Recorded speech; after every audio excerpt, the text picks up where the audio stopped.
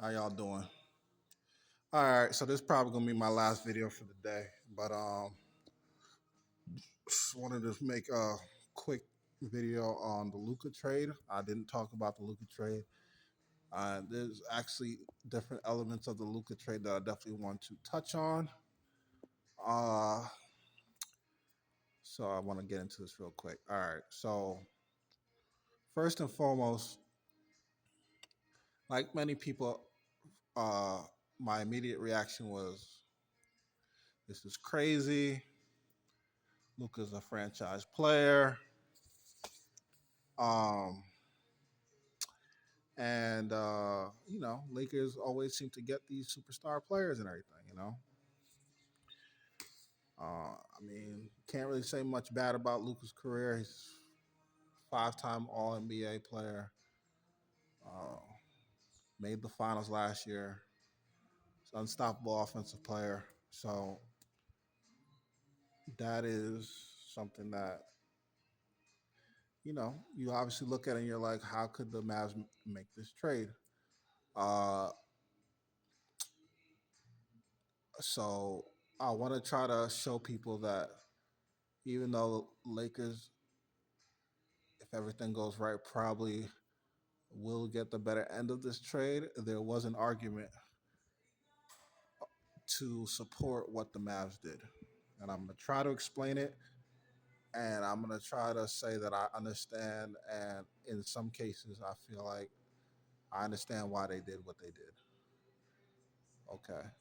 So there's like rumors and conspiracy theories about how, okay, they traded Luka to like punish the city because the owner is trying to get a casino and he can't get a casino or something like that. But I actually think there is a basketball argument for why Luka got traded. Okay, again, and this is coming. And anybody who knows me knows I love Luka. I think he's a phenomenal offensive player, just a phenomenal all around player as far as passing and rebounding and scoring. It's just unique because he's not a great athlete, but he just knows how to play and he knows how to score and he knows how to and he's a cerebral passer. So there's a lot to love about his game, and I understand why some Mavs fans are upset. But I think there's three things that people are overlooking with this Mavs thing. Okay, so obviously Luka does a lot of things well, but one of them is he is not a great defender. Okay, and when I say he's not a great defender, that's not to say that he's. Sometimes people are good defenders. They're bad defenders, but they try hard. And sometimes with Luka, it seems like you're wondering if he's trying hard. If you watch the finals of the Celtics last year, and he took them to the finals, and he deserves all credit for it. But look at the Celtics and who they were attacking pretty much every time down the floor. It was him. So, yeah, they're scared of you on offense, but they're not scared of you on defense. And they're not just not scared of you on defense, but they're going at you every time. That's a problem. Um, you need great defense to win championships. A very, very rare where an average defensive team uh, win the championship, and pretty much it's impossible to be a bad defensive team and make and win the championship. So with Luka, you're always gonna have a hole in your defense. It's just that simple. So that's a problem. Now, as good as he is offensively, that's usually something that you try to work around. Dirk Nowitzki, Dallas had him, and he was a bad defender, and they found a way to kind of build a team around him that was good enough defensively to win a championship. But that's a very, very hard thing to do. So that's one argument. Second argument I would make is the Dallas Mavericks are making the claim that and making the claim that he has issues staying in shape. Okay, so this is a problem from a leadership standpoint. This is a problem from a setting an example standpoint. You have this guy that you're about to pay supermax money. That basically means that you really can't. Once he signs a supermax contract, you really can't do anything with him because he's basically yours. You're committing to him as being your leader, your best player, somebody who you are basically entrusted with the keys of your franchise by default. So, if in order for a person to make that type of money, you got to make sure that that person is fully committed, fully in. You're not worried about his work ethic. You're not worried about his commitment to winning.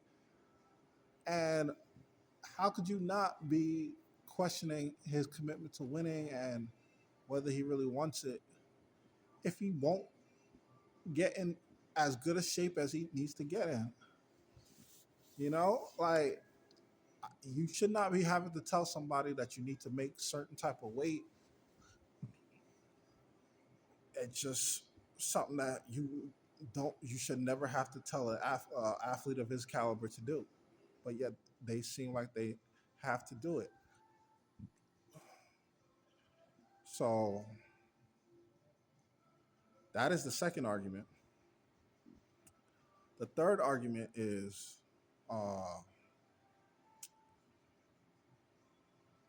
so Luka has an issue with the referees, and he doesn't seem to understand that there's a time and a place to argue with the referees. It A costs him technical fouls, which he's always like one of the league leaders in, and B, it's not just the technical fouls, but it's the fact that he will, if he doesn't get a foul call his way, he will not run back on defense, and that goes back to point one. Like if you're getting fouled and whatever, you still gotta understand that the play is going and you gotta run back on defense. But he refuses to do it. He always has to get the last word. He always has to argue with the refs, and that is a problem from a basketball standpoint. He does it all the time, and I know they told him about it because the announcers always talk about how we talked to him about it, we talked to him about it, we talked to him about it. So that just goes to is he a coachable player type thing. And I don't think Jason Kidd wanted to trade him, but I think he would admit that he has tried to tell him about certain things that he needs to do, and there's certain time things that he's not doing. But he just puts up with it because he knows how great of a player that Luka is. Now, you can say what you want about Anthony Davis, who they traded for. He's older, he's injury prone. Anthony Davis, when he's on the court, he plays balls to the wall, he plays hard, plays both ways every single time. So with Anthony Davis and Kyrie being in their early 30s, they have maybe a 2-year window, 2 or 3 year window where they can compete.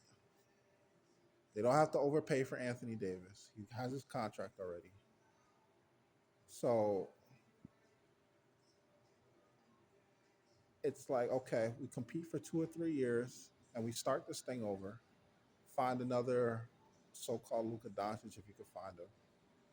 But at least in these next 2 years, you're not going to be losing because somebody had a hole in their defense. And Anthony Davis can be a number one scorer.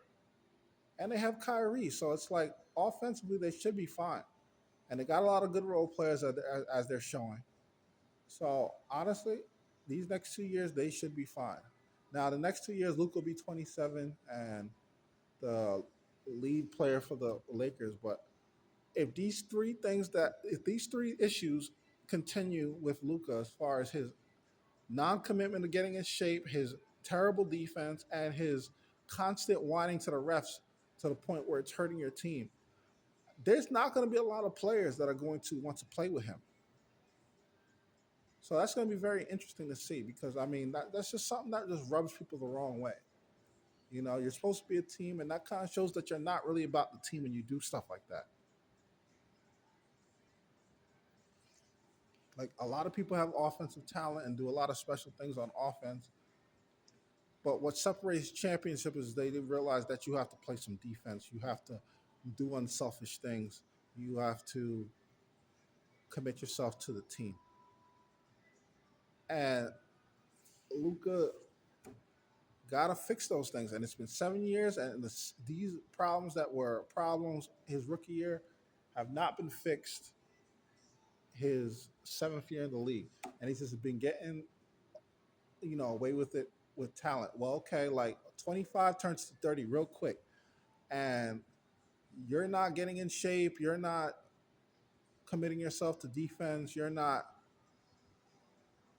trying to pick your spots when you want to yell at the refs. That stuff is going to come back to bite you. So I'm not saying it was an ideal trade, but I'm saying that the Dallas has a really good team right now, a real vet leading team. They have a lot of good pieces that they can work with. And now pretty much everybody respects the leadership, respects the stars on the team. They can say whatever they want as far as about Luka, but I'm sorry, when you're acting the way you're acting and you're constantly getting beat on defense and you're not in shape like you're supposed to be in shape, uh, people can say they respect you, but they respect you off of talent and not exactly your work ethic and everything. So it should be. I'm not making any claims that Dallas is going to win anything or the Lakers are not going to win anything. I'm just saying that there is a basketball argument here. He wasn't like Michael Jordan or Tim Duncan or whatever, who pretty much checked all the boxes. It's like, how could you trade a person like that? He had some flaws in his game. And it's time people kind of start to realize that, including myself, who, like I said, love Luka and always said he was a top three player and everything like that. But, you got to be honest about what you saw in the Celtics finals, and you got to be honest about how he just carries himself from game to game. He's not a perfect player.